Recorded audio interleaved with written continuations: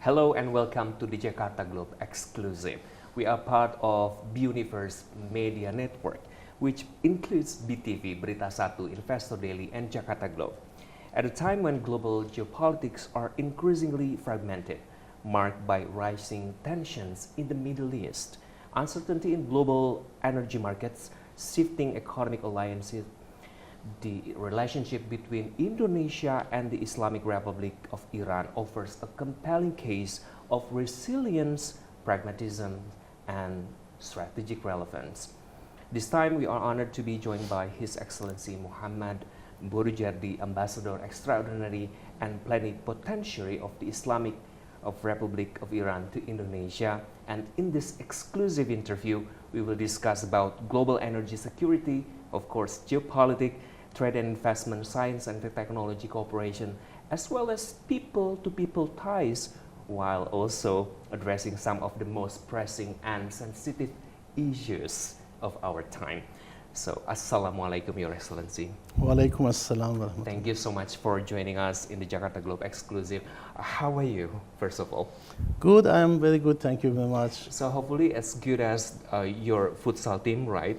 So in Indonesia now we are hosting the futsal AFC Futsal Asian Cup. Indonesia also will be versus Japan, and Iran versus Iraq.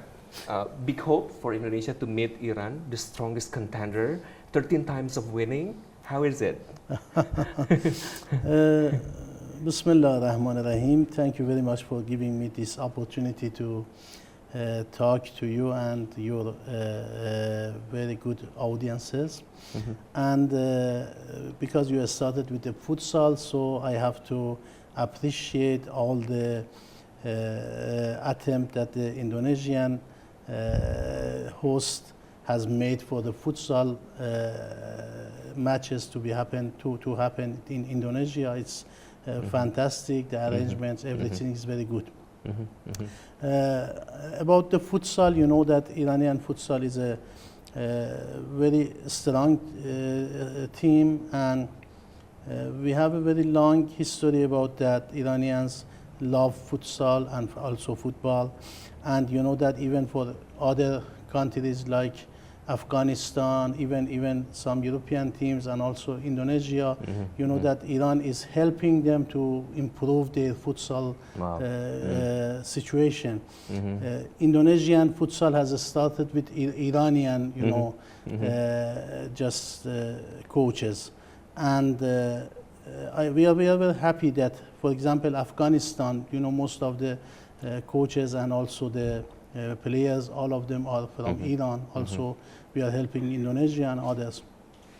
Alhamdulillah, so far we had no lose, and from 4 matches that Iran has made, just has won 4 of them. Yeah. And also I know that Indonesia is also very good in their group, and we hope that we go for the championship. But you know that futsal is something that makes the people of the countries to get closer to each other, to love each other more. Agreed. And fortunately, we believe that instead of the politics, we must talk to each other through sports and culture, and it's a soft way to make the people to get closer to each other. I hope all the best for Indonesian team and also Iranian team and all the teams that are playing in that in this championship. Yeah. Hopefully Indonesia will be meeting Iran in the final now as we are speaking. Indonesia in the semi-finals. So let's discuss about the geopolitics right now, Mr. Ambassador. Okay. After futsal, global geopolitical tensions are absolutely escalating, especially in regions critical to oil and gas supply. How does Iran assesses this current risk to global energy stability, and what implication might this have for global economic growth? Actually, we are, as you mentioned, we are in a very special situation and a very special era of the global tensions, and that's because the international responsibilities that must be taken care by the big powers as well as the international organizations are not being done. You know, we believe that the responsibility of the international organizations like the United Nations, like the Security Council and others, is to keep the peace and security remain in the world, and also the big powers, their responsibility as the big power is to improve the peace and stability in the region. But we can see that the big powers, especially the United States, they are, you know, escalating the tensions all over the world. You can see it from the continent to continent, from continent, American continent, Asian continent, in the Western Asia and others. We see that when the big powers come there, the tension escalates instead of reduces. And also the organizations like United Nations, like Security Council, they are not, you know, I am sorry to say that they are not fulfilling their jobs to return the peace and stability in the regions that they already are in some tensions. Whenever they go, they escalate the tensions. We hope that they do their job. We hope that they take their own responsibilities to try to return the peace, security, and stability in the regions that they already have problems. Mr. Ambassador, given Iran's central role in global energy markets, what steps that Iran taking to ensure continuity of supply and price stability amid rising geopolitical pressure? At the moment, Iran is doing its best to keep the global energy market to be calm and to be secured. You can see that in the very important region of Persian Gulf, Iran is trying to keep the Persian Gulf safe and secure, so that the energy that is passing from the Hormuz Strait and also from the Persian Gulf to Oman Sea to be secured, and that's what we are doing right now. You will witness that during the 12 days war that we had with the Zionist regime of Israel, we did our best to prevent the escalation of the tension in the region. Especially we prevented, because the Zionist regime of Israel, they wanted to take the tensions inside the Persian Gulf, but we prevented that. We tried to keep the security in the region. We are doing our best, but unfortunately, again, I can say that all the situation is not in our hands. There are some other hands from outside that they are trying to make some tensions in that market, and it will affect the global economy and all other countries' economy. That we hope that, as I mentioned, the big powers as well as the global international organization, they keep to do their responsibilities to return the stability and peace to that market as well. Okay, Mr. Ambassador, how do you see that Indonesia and Iran, of course, will be working together to mitigate the impact of global energy volatility on developing economies? Do you see it's possible and having a strong possibility? Yeah, I have met with some Indonesian officials, and I have always told that we are ready to help in the President Prabowo's motto that at the beginning of his presidency, His Excellency Prabowo told that there are two priorities for his administration in Indonesia. First is the food security, and secondly, energy security. So we, as Iran, as one of the most important countries in the energy of the world, maybe I don't know what is the ranking right now, but I know that Iran is so important in that area. We just declared our readiness to help Indonesia in that regard. I believe that in the field of the energy security we can help. And I hope that we can improve our cooperation with Indonesian government in that regard as well. Okay, this one is the hottest information of international issues that Indonesia recently joined by the Trump-led Board of Peace, which the government described as a concrete alternative for resolving global conflicts. How does Iran view Indonesia's participation in this initiative? And does Tehran also believe that there are more effective solutions, particularly regarding the situation in Gaza right now? I have told my ideas in that regard before several times. I believe that whatever Indonesia does is some internal and domestic decisions that is making by the government, and we are not going to comment on that. But for the Gaza in peace, you know what happened in Gaza? I tell you. In Gaza, some people killed the innocent people of Gaza. More than 70,000 people, mostly women and children, were killed in Gaza. Who killed them? You know that the Zionist regime of Israel. And who supported Israel? Everybody knows that the United States of America.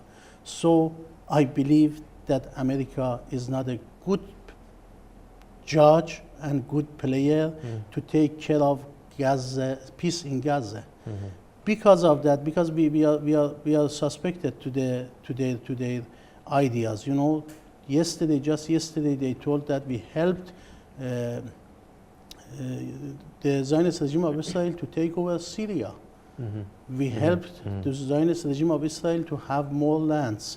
So when they are helping the Zionist regime of Israel to have more lands, to occupy more lands, to attack other neighbors, even in the tension between Iran and Zionist regime of Israel, everybody saw that the United States was supporting. So they are not neutral, you know, and they are not a good player to play as a peacekeeper in that area. That's what we are suspected about. If there is some international organization or some neutral countries that they go to Gaza for peace, we 100% support. But we don't trust to United States as a good player to be there as a peacekeepers, you know, because they have already taken their sides in the benefit of the Zionist regime of Israel. So 100% support, but you do not trust the person or the country behind this Board of Peace, right? So there are many better or more effective solutions, do you think? Yes. The big powers heading by the United States of America, United Nations Security Council, all of them, they are supporting the democracy all over the world. Why is democracy good for every country but not for Gaza, not for Palestine? Just let the Palestinian people go back to their country, the people who migrated from their lands, the people who forced to leave their lands, let them to come back and just have a general election. And let them choose. No problem what religion they have, what, you know, political side they are taking. Muslims, Jews, Christians, all people who used to live in that occupied lands, they come back to their lands and just let them to have some kind of elections, that a pure democracy. And after that, whatever the people of that lands, including the Jews, including Christians and Muslims and everybody, Shia, Sunni, everybody participate in a free general election, supervising by the United Nations, you know, or international organizations. Whatever they choose, we respect that. That's the solution. If you go there and you want to make peace through force, it is not going to work, because you have already killed most of the, you know, population. So how are you expecting the people to trust you again? Yeah. As you're speaking, giving the opinion about Gaza and the Board of Peace, I'm holding my breath. You know, also having a goosebump, imagining what's happening there. People get killed and such. So let's shift into strategic bilateral between Iran than with Indonesia. Iran and Indonesia, Mr. Ambassador, have maintained resilient relations despite global political pressures. What factors, in your view, make this partnership uniquely stable and mutual respectful? Actually, the relation between Iran and Indonesia goes back to 1,000 years ago, several hundred years ago, and the good thing about this relation is Iran and Indonesia have had always very good relation, friendly relation. We did not have any political or cultural problem with each other because Iran and Indonesia know each other. People of Iran and Indonesia love each other, and the Indonesia after the independence of Indonesia, Iran was one of the first countries who recognized the independence of Indonesia, and this year is the 75th anniversary of the Iran-Indonesia diplomatic relation. You know, in this house, beautiful house. Almost 75 years that we are in this house. Before the revolution, it was the embassy, and now it's the residence of the ambassador. And for the most important regional and international issues that has happening, Iran and Indonesia, they have similar stand or close stand to each other because both Iran and Indonesia oppose any kind of occupation, any kind of suppression, and any kind of attacking to the other countries. Both of them are seeking for the peace and stability in the regions, and as well as the global peace and stability. And we have very good relation with Indonesian government. I did my best to promote that cooperation with Iran and Indonesia, and just extend it in the field of the economic cooperation. But we are still trying. We hope that we can do that. Mr. Ambassador, how can Iran reassure Indonesian businesses about political stability and legal certainty? How do you see the cooperation between Iran business players to be investing in Indonesia regarding this political stability and legal certainty? Yeah, I can tell you that some Indonesian companies and businesses are a little too cautious about the sanctions and about the peace and stability. Actually, I can tell you that at the moment that I am talking to you, there are many countries, maybe more than 100 countries that we have economic relation with them. And when I met with some Indonesian officials, I told them that even some European companies and others, they are still having their cooperation, economic cooperation with Iran. And when you obey any kind of sanction, first of all, there is no international sanction anymore against Iran. Just unilateral sanctions by the United States. And the independent countries like Indonesia, they have declared several times that they are not going to obey any kind of unilateral sanctions. So, independent countries that you can see in the world, I don't want to name some of them, they have ordinary cooperation with Iran, and Iran still, exists, has got its international business and economic cooperation with other countries.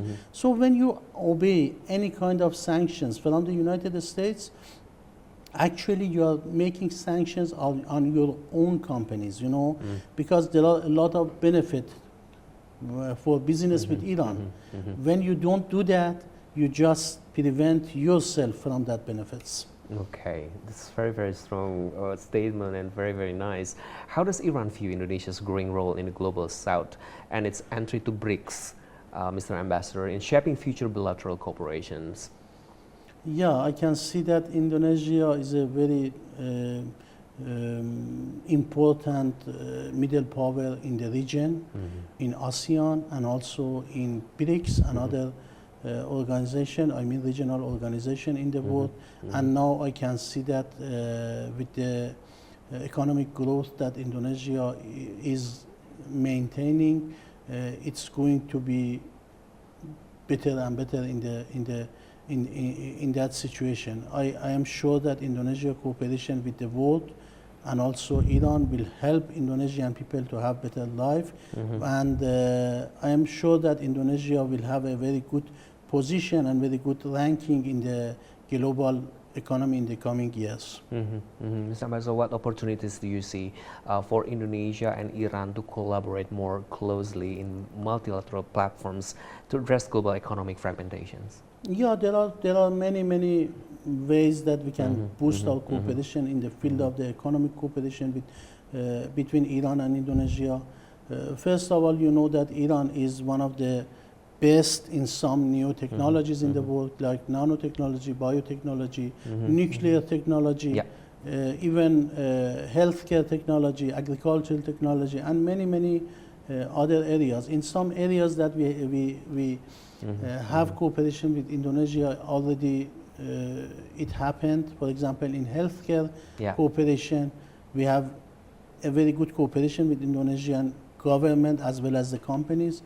And also in the other fields, we are ready to help, we are ready to have the cooperation. For example, when we talk about the drones, everybody thinks about the war.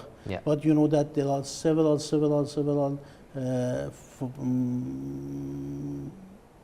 jobs that you can do by the drones, for example, in agriculture, in other fields.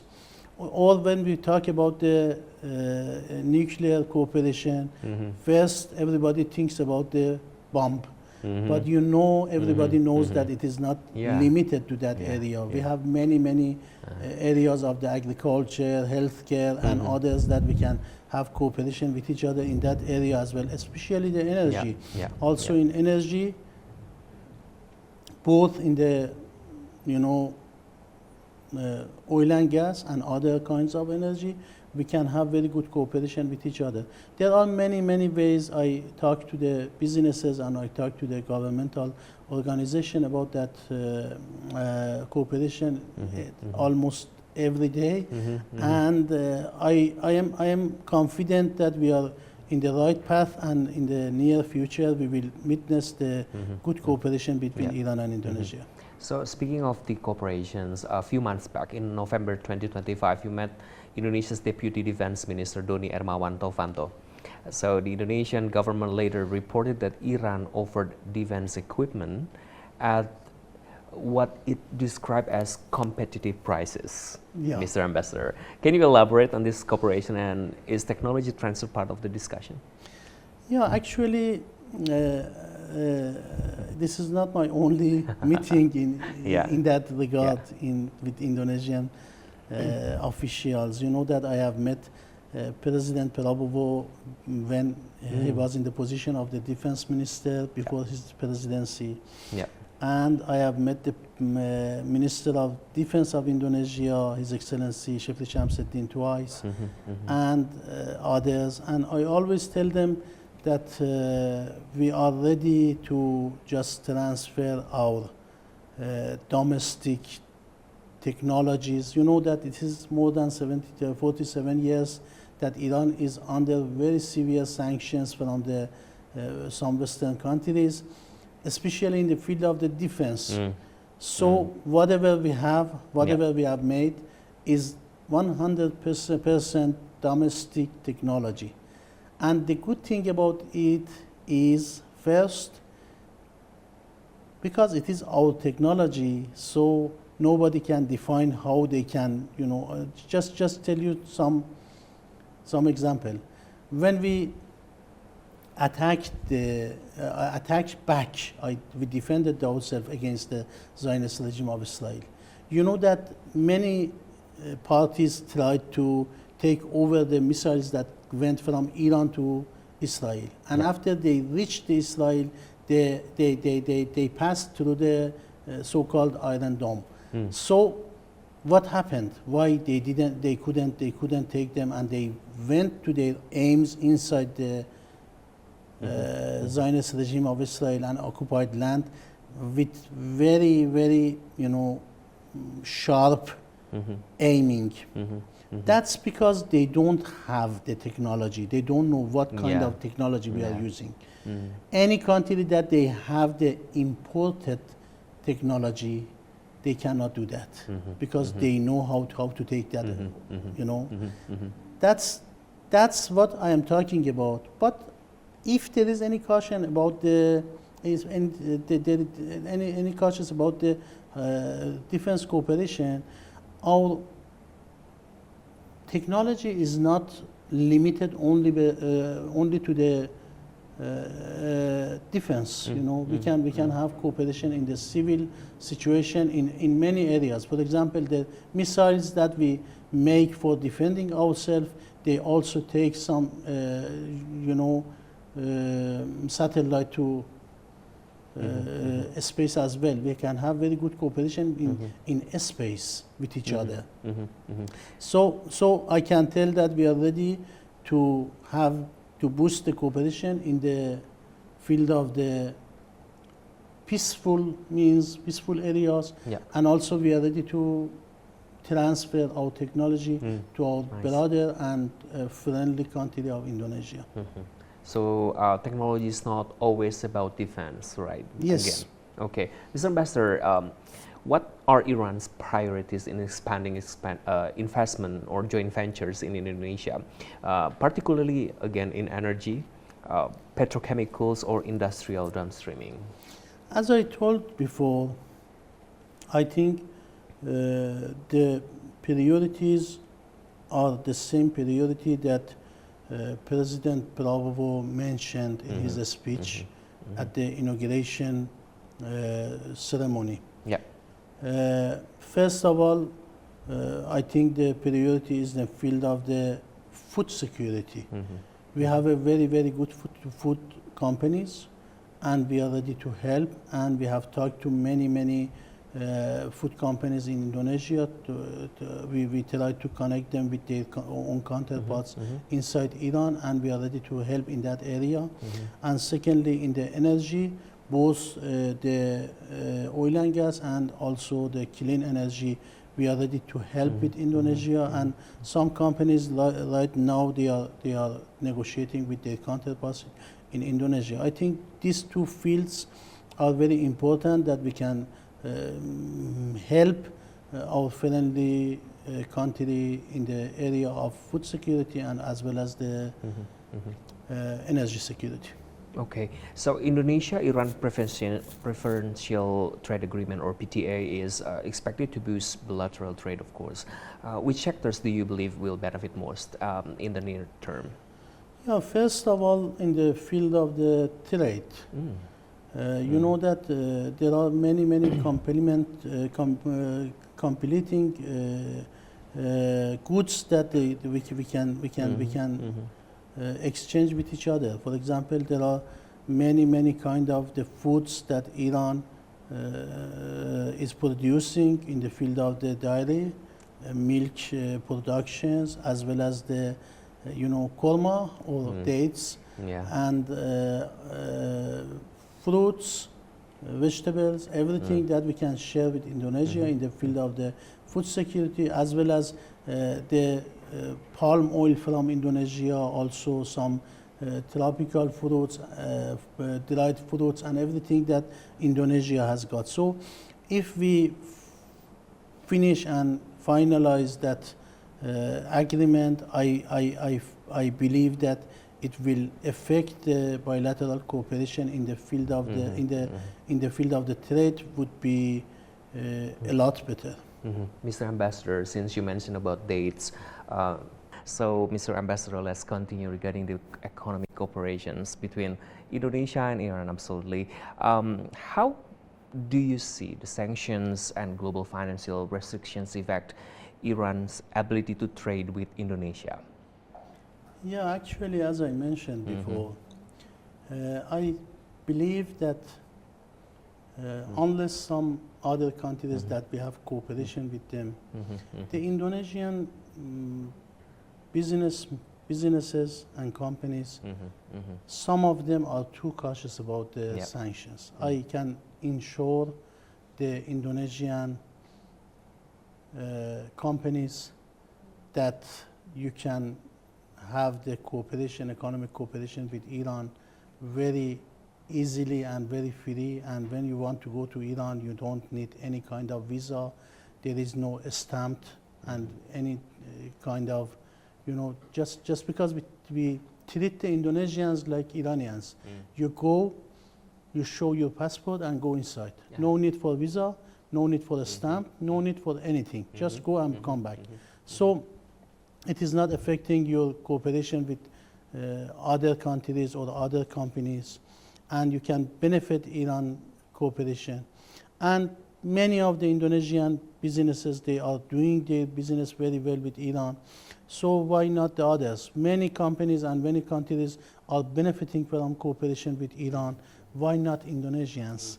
And that's correct. I believe that from 2023 that the late Iranian President Raisi visited Indonesia and met with His Excellency Joko Widodo, the Honorable President of Indonesia. 11 important documents, mostly in the economic cooperation, signed, and most of them are being just fulfilled right now. And we expect His Excellency President Prabowo to go to Iran soon. We hope, inshallah, we can arrange this visit to Iran in the coming weeks or months. And after His Excellency's visit to Iran, I am sure that the economic situation will even got better, and it would be a very, important step in the cooperation between the two countries. I see. Regarding the SIPA and Trump tariff risk, is Iran interested in upgrading the current preferential trade agreement into a more comprehensive economic partnership such as SIPA, Mr. Ambassador? And is realistically, can such negotiation begin amid renewed tariff threats from from the U.S. President Donald Trump, especially toward countries doing business with Iran? United States is only one country. Everybody knows that. Even inside United States, it is not formalized yet. And you know that many independent countries, they declared that they are not obeying this kind of, situation. So everybody knows in the world that United States is a big power, but it is not the, king of the world. So they cannot dictate to the independent countries like Indonesia to obey them. Any country in the world, they decide on their own benefits. And even after this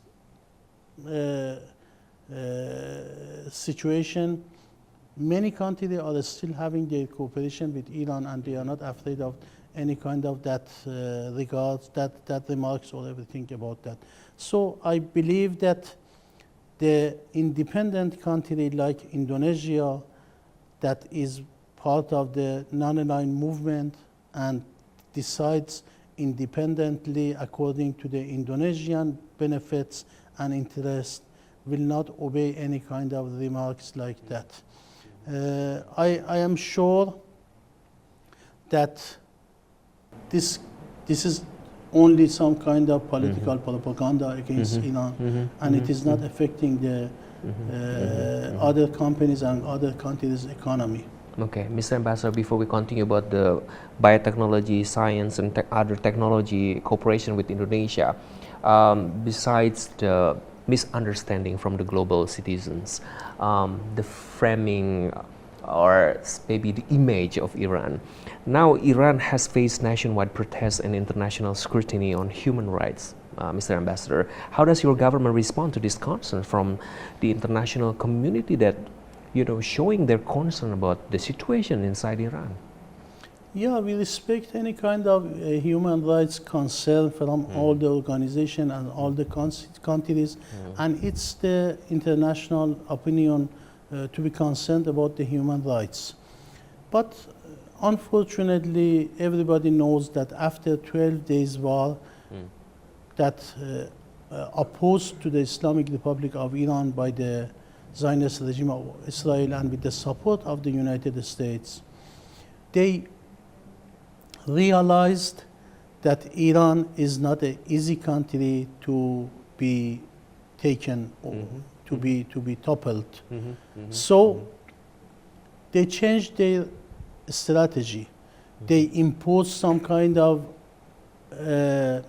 economic hardness to Iran, and they tried to depreciate the Iranian currency so that it made some kind of concern inside the society, especially inside the business people of Iran who were concerned. During a few weeks, the Iranian currency rial has depreciated a little bit, and after that, the business people tried to show their protest to the government that is respected in Iran democracy, in Iran constitution. Any kind of protest, any kind of demonstration is respected. And at that moment, government decided to just do whatever people want. You know, at the second day of the protest, the president of the Central Bank of Iran has been changed. They changed him because government was trying to change the policies somehow to face the ordinary people and also business people concern. But unfortunately, at the first 10 days, it was okay. But unfortunately, we know that they have manipulated the protest to some kind of, aggressive and violent demonstrations. We have some recorded voices from outside Iran that tells to the people, go and make to have more casualties. If you can shoot the police, shoot the police. If you can shoot the security forces, do them. If you cannot, shoot the nearest person who is near you. And I know some Iranian that they told me that I was stabbed by the person who invited me to the demonstration. Did you? Yeah, I have heard that. We know that they try to manipulate that. They try to make a propaganda about the casualties. And after that, they try to exaggerate about that. I see. Until the day before yesterday or 2 or 3 days ago, that Iran has published all the casualties. Iran openly told that out of the 3,117 people that has been killed in the demonstrations, 2,448 of them were the innocent people as well as the security and police officers. So if the demonstration was peaceful and if there were no gun inside the demonstrators, how come that more than 100 policemen were shot and were killed? That's somehow, if we think about that, we can see that it could be some kind of manipulation and exaggeration. Unfortunately, after that, they tried to show it as manipulated as a human rights disaster or something and go ahead with their agendas. We believe that it's very dangerous for the international norms that they are using the democracy, human rights, and some values like that as their political tools. It's very, very, very dangerous for the international norms. So nowadays that Iran is calm, they know that it is not possible to change the government or to topple the government to do this kind of riots. So they are changing their strategy. Everybody in the world, they can understand that. They can see that. It is not something that you must explain for the Yeah. people. But unfortunately, we don't have very strong propaganda system or propaganda and media organization. They do. So what can we do? Just we tell to the world we respect your concern about human rights. Yeah. We are ready to cooperate, but please tell the truth to the people. So it is pure manipulations, and of course we are Universe Jakarta Globe choosing to be a verified media that deliver right information without manipulations, Mr. Ambassador. 100%. 100%. So let's continue about the science. Hopefully in your country is getting better, and hopefully the perception of international community also getting better, because it is unfortunate if it impacts the cooperation between you and other countries because the view or the framing of the media itself. So speaking about the science, Mr. Ambassador, Iran has strong capabilities in biotechnology, nanotechnology, health innovation, and advanced engineering. How does Iran envision transferring or co-developing this technology with Indonesia in the future? We have shown our readiness to introduce Iranian new technologies to Indonesia. We have a very good cooperation with Bahrain. And I met with the president of Bahrain several times, and also with the others in that organization. And also I have met with the many respectful ministries like Ministry of Health, Ministry of Agriculture, and others. And I have always told them that we are ready to transfer this kind of technology to the Islamic brotherly country of Indonesia. And they have welcomed that. The situation has made it a little bit, delayed, a little bit not very fast, but as I mentioned, I am sure that we are in the right path, and we are ready to have this kind of cooperation with Indonesia as well. In the field of the knowledge, technology, and also some equipments. We are ready to come here and help Indonesian companies, Indonesian factories to have the technology and to produce some Iranian high-tech equipments inside Indonesia. Including the telemedicine and robotic surgery cooperations, maybe that already begun, Mr. Ambassador. How does it going? Yeah, you know that during the visit of late President of Iran, President Raisi, to Indonesia in 2023, we introduced our telesurgeon robot to the Indonesian government, and I am very happy to tell you that some of these telesurgeon robots are working in Indonesian hospitals right now. And when I talk to the authorities in the hospitals, they are so satisfied with the work. And because of the Indonesian climate and Indonesian, geographical system, that it is there are a lot of islands, so it's very important for Indonesia to help the remote and distant patients. So it helps a lot. Also, Iran has helped Indonesia in the field of the telemedicine. We have a lot of telemedicine cooperation with Indonesia, and some Iranian companies are also active in that regard. I think the cooperation in the field of the healthcare with Indonesia in the right path, and also there are many other equipments of the Iranian companies that we are ready to introduce to Indonesia. I tell you that the technology is very high, and technology is comparable with many very good companies in the world. And the other things is the prices is so low that. So if Indonesian government and also companies decide to have this kind of cooperation, we are ready to export to Indonesia, and we are ready to make the factories to produce that here in Indonesia for Indonesian good people. Really cannot wait if this is happening in our country. Inshallah. This in transferring great technology. Mr. Ambassador, President Prabowo always speaking regarding the food self-sufficiency program.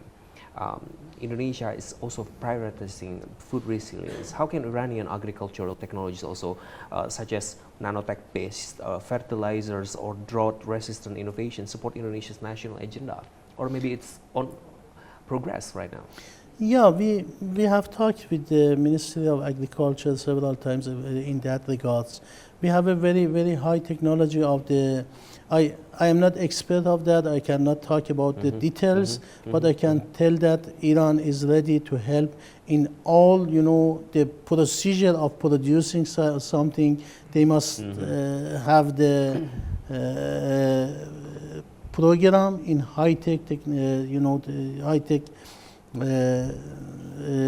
cooperation in that area.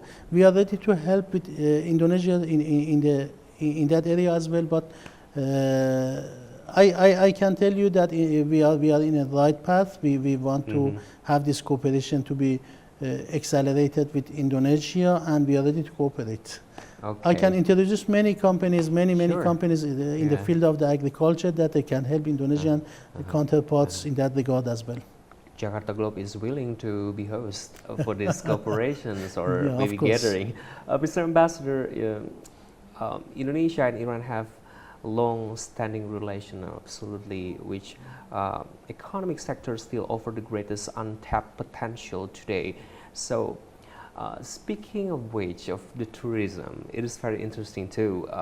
Direct flights and tourism cooperation have been discussed. How important of these initiatives of deepening cultural understanding between our societies, Mr. Ambassador? Speaking of the people-to-people cooperation and connection, I can tell you that everybody knows that Iranian and Indonesian people love each other. It's very strange for me. Whenever I tell in Indonesia that I am from Iran, people respect me and show me that they like me. And that happens in Iran as well. If you go to Iran and if you go to the ordinary people in the street that I'm from Indonesia, people respect you a lot. And you can see that it's really something that you can feel whenever you go, you are so respected by the people. In the field of the tourism, you know that there are many thousand people that come from Iran to Indonesia for tourism every year. And of course, from Indonesia to Iran, because of the situation, it's not that much. There are still some tourism, but it's not that much.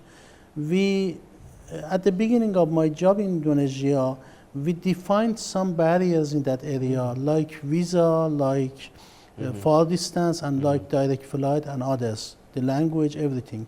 And we tried to face these problems one by one. For example, for the visa, a few months after I came to Indonesia, we removed visa for Indonesian people who like to go to Iran 100%. You know, they don't need electronic visa, they don't need upon arrival visa, they don't need airport visa. They just go to Iran without any kind of visa. They go inside Iran, they show their passport and go inside. We treat Indonesians just like Iranians. That's the first step. Right now, Indonesians who wants to go to Iran, they don't need any kind of visa. Secondly, for the direct flight, we are doing our best with the cooperation of government of Indonesia, especially the Ministry of Foreign Affairs Kemlu, as well as the Ministry of Transportation. We hope that we can just facilitate that and formalize that with the Indonesian government help. Inshallah, we are trying to have that. I request the Indonesian government to help us in that regard, to have the direct flight to Indonesia. No matter which company, no matter which country, even the Indonesian flights can go to Iran, because there are a lot of people. At least nowadays, there are maybe 10,000, maybe more than that, people that every year they come from Iran. So there is customer. We just seeking for the flight to be arrange. We can arrange that with the help of the Indonesian government, Indonesian companies, as well as the Iranian companies are ready to come to Indonesia. I hope that Indonesia helps us to make that happen. Okay, so I love the part Iranian loves Indonesians, Indonesian love Iranians. So if Indonesia didn't make it in the futsal competition, so we will support you fully to be the 14th winner of the competitions. So 13 times of winning, right? So the 14 will be the one then. So we come to the last part of our interview, unfortunately. Mr. Ambassador, if you were to outline the next chapter of Indonesia and Iran relations, what key pillars should define the strong partnership between our countries? I think we must marinate the cooperation between Iran and Indonesia in the field of the economy. You know, as I mentioned before, the cooperation between Iran and Indonesia in several areas is very good. Yeah. I don't say perfect because we always have the space to go ahead, you know. Yeah. So in the field of the culture, we are very good. You just mentioned about the futsal match. So we had the same situation with our brotherly Afghanistan, you know, a few days ago. When our football team are playing with each other, the audiences, they still love each other. They don't fight each other. With Indonesia, it's the same situation. We hope that Indonesia wins for the championship. Of course, as an Iranian, I hope for my team as well. Yeah. But actually, in the field of the culture, in the field of the politics, we have a very good relation with Indonesia. We both support the oppressed people of Palestine. We both countries have close or similar situation in the international important issues. Both countries are condemning any kind of war, any kind of attacking other countries. And both countries are trying to accelerate the peace and security in the regions and in the world. So that's really happens in the field of the human rights. We have similar, you know, idea with each other, and it's very good. I am so happy and I appreciate the Indonesian government that always tries to stay at the right side of the history. I believe if we want to have a perfect cooperation with each other, we must just take this good cooperation in the economy as well. In the economy, I believe that it is not as good as we expect. So there are some barriers. I am ready to make the cooperation closer to Indonesian government to just remove the barriers and make the economic cooperation to happen in a better situation. So for that matter, what message would you like to convey to Indonesian policymakers, business players, and young people about Iran's long-term commitment to cooperation, Mr. Ambassador? Yes, my message is from Iranian side, I am confident and I assure you that Iranians are ready to cooperate and cooperation with Iran will benefit you a lot. I told to some of the friends in Indonesia that many people are rich because of business cooperation with Iran. Why not Indonesians? We are ready to introduce the Indonesian companies to work with their counterparts inside Iran. And I assure you that there is no sanctions, international sanctions against Iran. And you can have the cooperation very, I don't say it's easy, but it's so beneficial. So we are ready to connect you to your counterpart. There is an Iranian poem that says, "Ma baraye vas kardan amadim." We are here to connect you to each other. So anybody that's interested to have the cooperation with their counterparts in Iran, we as the embassy are ready to cooperate with them. If anybody, any company wants to go in that area, my economic section in the embassy is ready to connect them with their counterparts. So the future-proof remain resilient cooperation and partnership between Indonesia and Iran amid rapid geopolitical and technology change is assured. Yeah, of course, of course. As I mentioned, I believe that we are in the right path. There are some problems that everybody knows that in the business, the money finds its way, you know. And I am sure that in the near future we will have a very good, better cooperation in the field of the economy with each other. Of course, in the field of the new technologies, also we are ready to have the cooperation with Indonesian counterparts. Your Excellency Mustiakaram, if I'm not saying it right, Mustiakaram, thank you so much for sharing your perspective with us about all the topics, all the sectors between the cooperation of our countries. So, all right, as the global order continues to evolve, conversation like this help illuminate at not only the challenges ahead, but also the opportunities for dialogue, cooperation, and mutual respect. That was His Excellency Mohammad Boroujerdi, Ambassador Extraordinary and Plenipotentiary of the Islamic Republic of Iran to Indonesia, in an exclusive interview with Jakarta Globe, part of the Universe Media Network. I'm Iqbal Switami Haja. Thank you for watching. See you next time. Thank you very much. Terima kasih. Terima kasih. Thank you very much.